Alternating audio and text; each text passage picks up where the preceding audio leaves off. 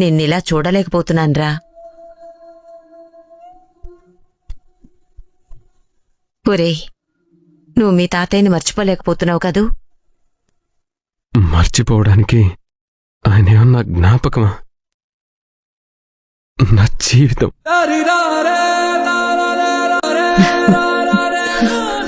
ఒరే మనీష్, ఊరుకోరా, ఊరుకో.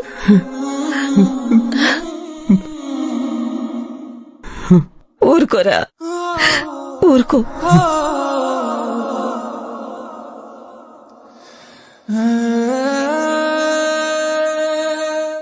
బాధపడకురా. మీ తాతయ్య ఏం చెప్పేవారు? నువ్వెప్పుడూ నవ్వుతూ నవ్విస్తూ ఉండాలని చెప్పేవారు కదా.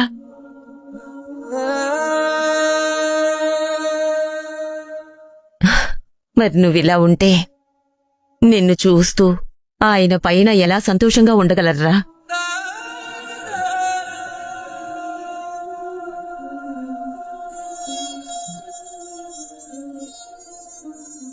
సరే నానమ్మా, వెళ్ళొస్తాను.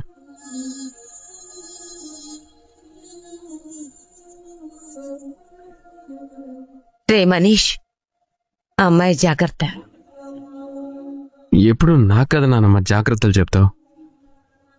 తన బాధ్యత కూడా నీదే కదరా, అందుకే అలా చెప్తున్నాను. నాదా? మీ తాతయ్య చెప్పేవారు కదా, మర్చిపోయావా? గుర్తుంది. పతంజలి.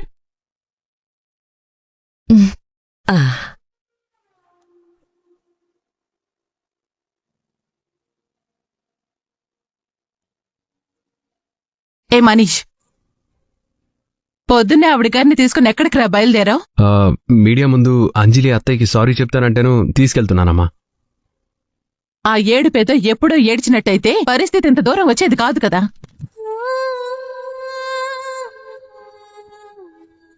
ఇప్పటికైనా ఏదో మొక్కుబడిగా సారీ చెప్పడం కాకుండా చేసిన తప్పుకి లెంపలేసుకుని మా ఆడపడుచుని క్షమాపణలడుగు. అలాగేనండి. అలాగే అండి అంటే కాదు, తీరా అక్కడికి వెళ్ళాక ఏం చెప్పాలి? మమ్మీ, ఏం చెప్పాలో ఎలా చెప్పాలో అంజలికి బాగా తెలుసు. ఏంటో నా మాటంటే ఎవ్వరికీ లెక్క లేకుండా పోయింది. దయచేసి అంజలి విషయంలో నువ్వు కాస్త సైలెంట్గా ఉండు. పదంజలి.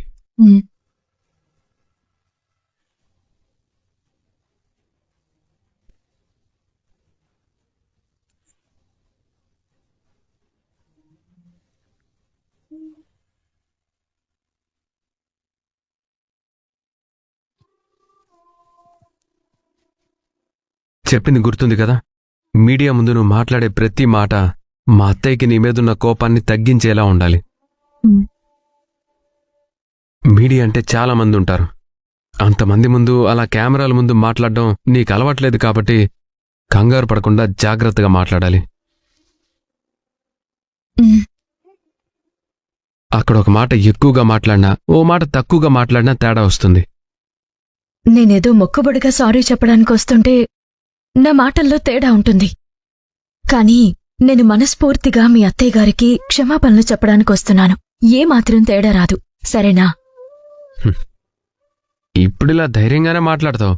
అక్కడ అంతమంది ముందే తేడా మాట్లాడావంటే కొంప మునుగుతుంది. మీడియా ముందు మాట్లాడే విషయంలో ఏమైనా డౌట్లుంటే ఇప్పుడే అడుగు. అమ్మ గురించి ఏమన్నా అడిగి తెలుసుకుందాం. అడుగు, ఏమైనా డౌట్లుంటే. మీ అత్తయ్య గారు రోజు పొద్దున్నే ఎన్నింటికి నిద్రలేస్తారు? 5ంటికి లేస్తుంది. 5ంటికి లేచి ఏం చేస్తారు? 5 to 6 మెడిటేషన్ చేస్తుంది. తర్వాత 6 to 7 జాగింగ్, యోగా చేస్తుంది. ఆహా, ఆ తర్వాత 7 to 8 ఫ్రెష్ అప్ అయ్యి పూజ చేసుకుని ఫ్యామిలీ మెంబర్స్ తో కలిసి బ్రేక్ఫాస్ట్ చేస్తుంది. ఓ, బ్రేక్ఫాస్ట్ లో ఏం తింటారు? ఇడ్లీ, దోశ, పూరి, అప్పుడప్పుడు బ్రెడ్ అండ్ పీనట్ బటర్. వాటిల్లో ఇష్టంగా ఏం తింటారు? ఆ, హా, పూరి అంటే మా అత్తయ్యకి చాలా ఇష్టం. నాకు కూడా పూరి అంటే చాలా ఇష్టం. మా అత్తయ్య పోలికే వచ్చిందేమో. అవును, మీ అత్తయ్య పోలికే నాకొచ్చింది. మా అత్తయ్య పోలిక నీకెలా వస్తుంది? వస్తే ఇస్తే నాకు వస్తుంది కానీ నీకెలా మా అత్తయ్య పోలిక నీకెలా వస్తుంది? వస్తే ఇస్తే నాకు వస్తుంది కానీ నీకెలా వస్తుంది? ఏమో, నాకేం తెలుసు? నువ్వే అన్నావు కదా మా అత్తయ్య పోలిక వచ్చిందేమో అని. నేనేదో ఫ్లోలో అనేసి ఉంటాను. అవును అని నువ్వెలా కన్ఫర్మ్ చేసావు? నువ్వు ఫ్లోలో అన్నావు, నేను ఫ్లోలోనే కన్ఫర్మ్ చేస్తుంటాను. ఆహా. అంతే. అంతే అయి ఉంటుందిలే. ఆ, ఎక్కడున్నావు? బ్రేక్ఫాస్ట్ దగ్గర కదా? అవును. బ్రేక్ఫాస్ట్ తర్వాత మీ అత్తయ్య గారు ఏం చేస్తారు? తర్వాత 8 to 9 ఆ రోజు ఆఫీసులో ఉన్న ప్రోగ్రామ్స్ లిస్ట్ చూసుకుంటుంది. తర్వాత 9 to 9:30కి బయలుదేరి ఆఫీస్కి వెళ్తుంది. ఓకే. కారు మీ అత్తయ్య గారే డ్రైవ్ చేస్తారా లేక డ్రైవర్ ఉంటాడా? డ్రైవర్ ఉంటాడు. ఓహో, అంటే డ్రైవర్ నీలా డ్రైవ్ చేస్తుంటే మీ అత్తయ్య గారు నాలా కూర్చుంటారన్నమాట. అంటే అ- అ- అంటే నా ఉద్దేశం, నువ్వు డ్రైవర్వి కాదు. నువ్వు డ్రైవర్వి, నిన్ను ఓనర్ నని కాదు. ఓనర్ నువ్వే, డ్రైవరు నువ్వే. మ్మ్హ్. ఆ, దిగు. హ్మ్? ముందు కారు దిగు. దిగు. మ్,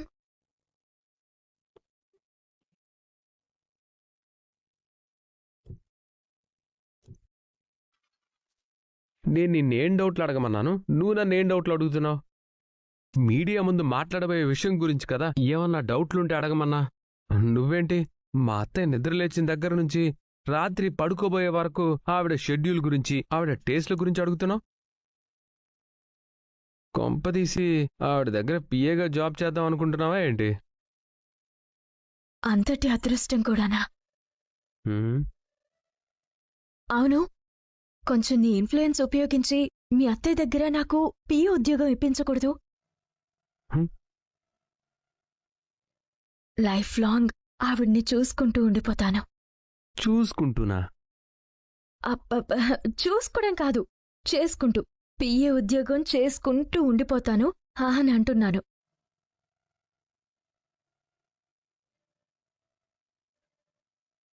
ఏంటలా చూస్తున్నావు? నన్ను రికమెండ్ చేస్తావు కదూ? చేస్తాను, కానీ ఇప్పుడు కాదు, నా పెళ్ళయ్యాక. నీ పెళ్ళిదేముందిలే, అయిపోతుంది. మీ అత్తయ్య ఏదో ఒక సంబంధం చూస్తారు. నిన్ను చూడకుండా ఉంటే చాలు. హ? ఏంటి? నీకు పెళ్లి సంబంధంగా మీ అత్తయ్య గారు నన్ను చూస్తారా? హలో, నేనన్నది ఆ ఉద్దేశంతో కాదు. హ, మా అత్తయ్య నిన్ను చూడకుండా అంటే నా ఉద్దేశం, నువ్వు ఆవిడ కంట పడకుండా ఉంటే చాలు తల్లి అంటున్నాను. ఓ, పడంలే గాని నన్ను మీ అత్తయ్య దగ్గర ఉద్యోగానికి రికమెండ్ చేస్తావా? అదే చెప్తున్నాను, నువ్వు మధ్యలో అడ్డుపడుతున్నావు. సరే సరే, చెప్పు. నాకు పెళ్ళయ్యాక, మంచి గయ్యాలి పెళ్ళాం వచ్చాక, రాక్షసుల్లాంటి పిల్లలు 10 మంది పుట్టాక, ఆ పెళ్ళాం పిల్లల టార్చర్ తట్టుకోలేక జీవితం మీద విరక్తి కలిగి ఆత్మహత్య చేసుకోవాలి అని నేను ఫిక్స్ అయ్యాక, అప్పుడు నిన్ను మా అత్తయ్యకి రికమెండ్ చేస్తాను. అయితే అది ఈ జన్మలో జరగదులే. పద. ఉమ్.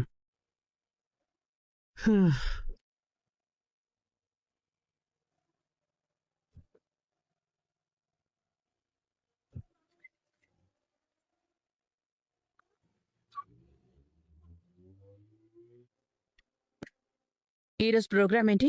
10:30కి స్టాఫ్తో మీటింగ్ ఉంది మేడం. ఓకే, అందరూ వస్తున్నారు కదా? వస్తున్నారు మేడం. ఎవరూ మిస్ అవ్వకూడదు. అలాగే మేడం.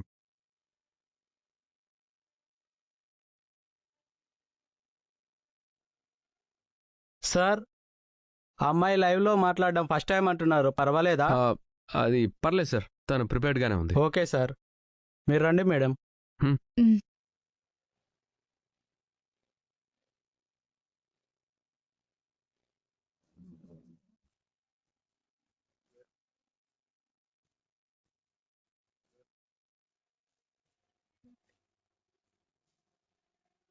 రెడీయా madam? Ready. Breaking news. Geetanjali educational institution కి సంబంధించి ఒక బ్రేకింగ్ న్యూస్.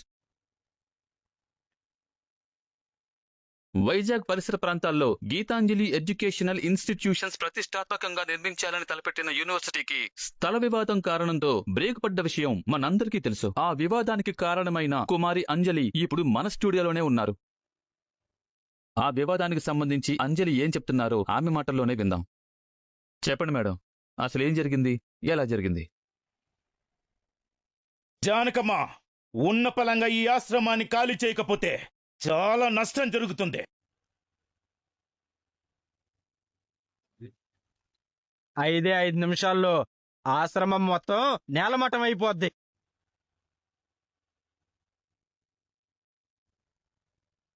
అందరికీ నమస్కారం. నా పేరు Anjali. Excuse me madam. Hello. What? అవునా? ఓకే మేడం, ఆ అంజలి టీవీలో మీ గురించే మాట్లాడుతుందంట. వాట్? నా గురించి మాట్లాడుతుందా?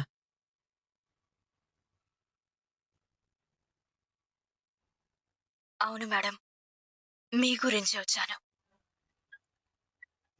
మీ గురించి మాట్లాడటానికే వచ్చాను. మిమ్మల్ని వెతుక్కుంటూ వచ్చాను. నా వల్ల జరిగిన తప్పుకి మీకు క్షమాపణలు చెప్పడానికే వచ్చాను.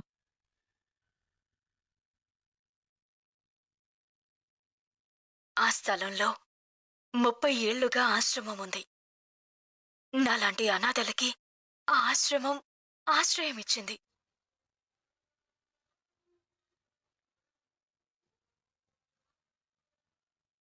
ఉన్నట్టుండి ఆ ఆశ్రమాన్ని ఖాళీ చేయమని ఒత్తిడి చేసేసరికి అంతమందిని నిరాశ్రయులమైపోతామన్న బాధలో ఆ రోజు అలా మాట్లాడాను.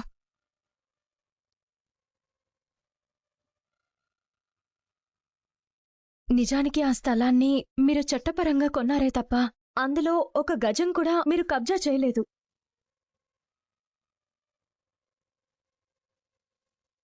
కానీ మధ్యవర్తులు చేసిన తప్పు వల్ల, ఒక ఛానల్లో వచ్చిన తప్పుడు ప్రచారం వల్ల మీ మీద, మీ సంస్థ మీద నిందలు పడ్డాయి. ఆ నిందలు తొలగించి జరిగింది జరిగినట్టుగా చెప్పడం కోసమే నేను ఇలా మీడియా ముందుకొచ్చాను.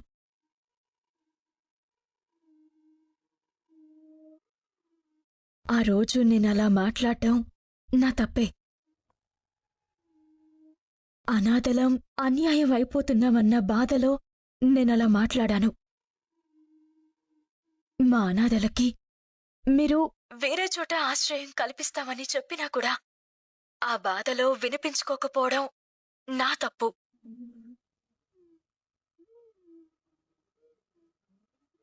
భూమి పూజ జరుగుతున్నప్పుడు అలా వచ్చి గొడవ పట్టం నా తప్పే.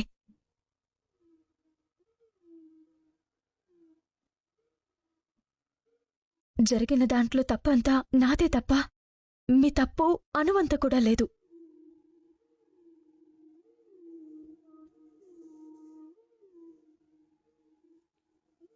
నా వల్ల అన్ని తప్పులు జరిగినందుకు, ఆ తప్పుల వల్ల మీకు బాధ కలిగినందుకు, మీ సంస్థల మీద నింద పడ్డందుకు నన్ను క్షమించండి.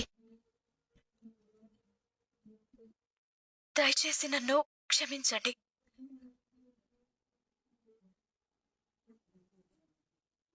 జరిగిన చెడులో కూడా మంచి జరుగుతుందంటారు.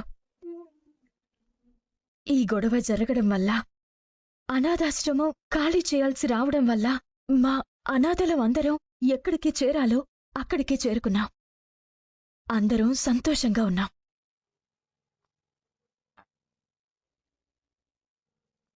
ఒక రకంగా మాకీ సంతోషం కలగడానికి కారణం మీరే మేడం, మీరే.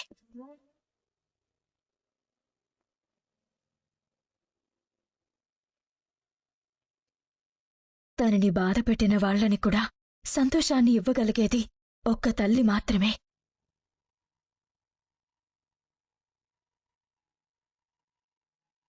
ఆ తల్లి మనసు మీకుండడం వల్లే మీ బిడ్డల్లా మమ్మల్ని భావించి మాకీ సంతోషాన్ని అందించారు.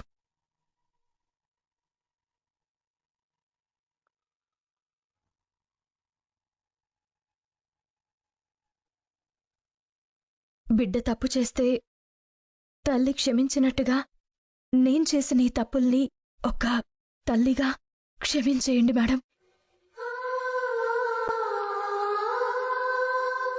దయచేసి క్షమించండి madam.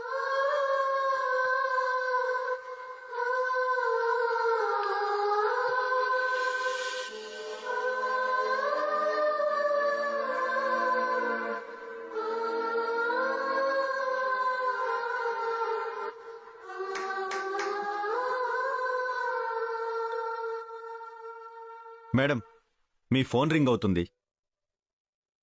Okay, you can go.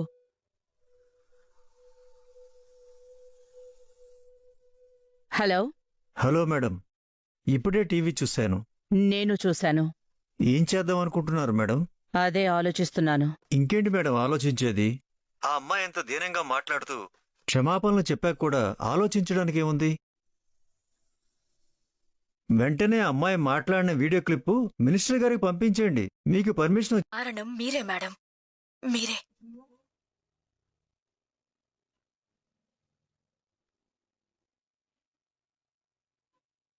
తనని బాధపెట్టిన వాళ్ళని కూడా సంతోషాన్ని ఇవ్వగలిగేది ఒక్క తల్లి మాత్రమే.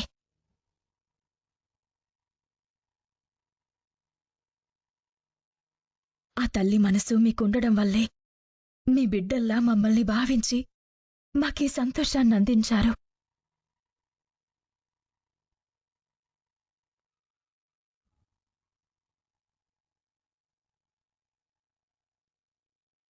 బిడ్డ తప్పు చేస్తే తల్లి క్షమించినట్టుగా నేను చేసిన ఈ తప్పుల్ని ఒక తల్లిగా క్షమించేయండి మేడం.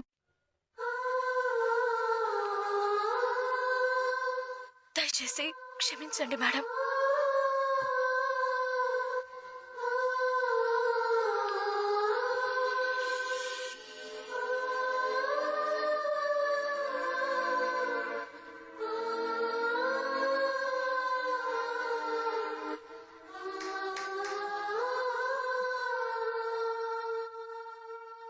మేడం, మీ ఫోన్ రింగ్ అవుతుంది. Okay, you can go.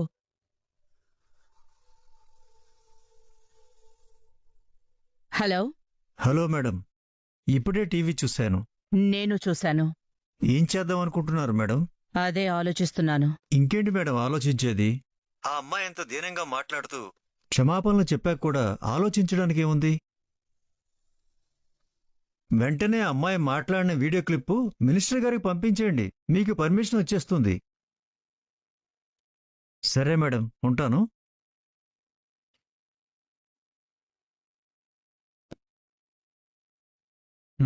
పద.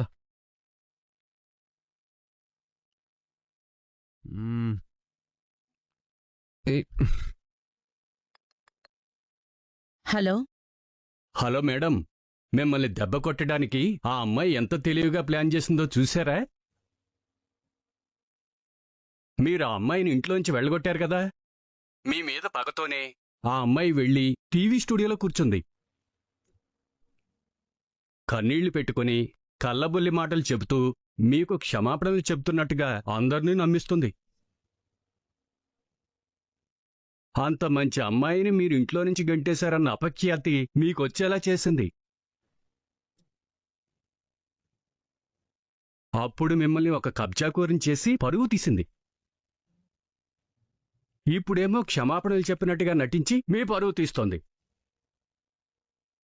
నిజంగానే తను క్షమాపణలు చెప్పదలుచుకుంటే ఇన్సిడెంట్ జరిగిన వెంటనే చెప్పాలి కదా మేడం. మీ నాన్నగారు పోయాక, మీ పరువు పోయాక ఇప్పుడు క్షమాపణలు చెప్పడం ఏంటి మేడం? సరే మేడం, నాకు అనిపించింది చెప్పాను. ఉంటాను మేడం.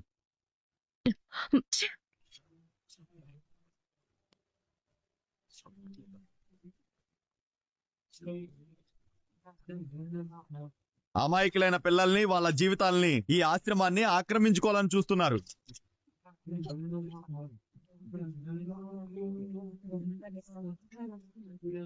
నువ్వింత బాగా మాట్లాడతావు నేను అనుకోలేదు అంజలి. సాధారణంగా టీవీ కెమెరాల ముందు మాట్లాడేటప్పుడు చాలా మంది ఎంతో చెప్పాలనుకుంటారు, కానీ నర్వస్ ఫీల్ అయ్యి ఏమీ చెప్పలేకపోతారు. ఇలా కెమెరాల ముందు మాట్లాడడం నీకు అలవాట్లేదు కాబట్టి నువ్వెలా చెప్తావో ఏం చెప్తావో అని నిజంగా నేను చాలా టెన్షన్ పడ్డాను. నేను ఊహించిన దానికంటే చాలా చాలా బాగా మాట్లాడావు. నువ్వు మాట్లాడిన ఒక్క మాట నీ మనసులో నుంచి వచ్చినట్టుగా చాలా స్పష్టంగా తెలుస్తుంది. మా అత్తయ్యకి నువ్వు ఎంత మనస్ఫూర్తిగా క్షమాపణలు చెప్పావో చూసిన వాళ్ళందరికీ అర్థమై ఉంటుంది. అర్థం కావాల్సింది మీ అత్తయ్య గారి కదా. మా అత్తయ్యకి కూడా ఖచ్చితంగా అర్థం అవుతుంది. అసలు మీ అత్తయ్య గారు టీవీ చూసుంటారా? ఖచ్చితంగా చూసుంటుంది. అరే, ఒక పక్క నువ్వు మాట్లాడుతూ ఉండగానే లైవ్లో అది చూసిన వాళ్ళు 4-5 నాకు ఫోన్ చేశారు. నాకే 4-5 ఫోన్ చేశారంటే మా అత్తయ్యకి ఎంతమంది ఫోన్ చేసుంటారో ఊహించు. అత్తయ్య బిజీగా ఉండి టీవీ చూడకపోయినా వాళ్ళు ఫోన్ చేశాకైనా గ్యారంటీగా చూస్తుంది కదా. మా అత్తయ్య సంగతి నీకు తెలీదు అంజలి. తను చాలా మంచిది. పైకలా సీరియస్గా ఉన్నట్టుగా స్ట్రిక్ట్గా ఉన్నట్టుగా కనపడ్డా మనసు మాత్రం వెన్నలాంటిది, ఇట్టే కరిగిపోతుంది. ఎదుటి వాళ్ళు తప్పు చేసినా అది తప్పని వాళ్ళు తెలుసుకొని క్షమాపణలు చెప్తే వాళ్ళని అర్థం చేసుకుంటుంది. అయితే జరిగిన దానికి నేనెంత బాధపడుతున్నానో ఆవిడికి అర్థమై ఉంటుందా? గ్యారంటీగా అర్థమై ఉంటుంది. అయితే ఆవిడికి నా మీద కోపం పోతుందా? గ్యారంటీగా పోతుంది. అయితే ఆవిడ నన్ను క్షమిస్తారా? గ్యారంటీగా క్షమిస్తుంది. అయితే అయితే ఆవిడ నాతో నాతో మాట్లాడతారా? మామూలుగానే మాట్లాడతారా? గ్యారంటీగా మామూలుగానే మాట్లాడతారు.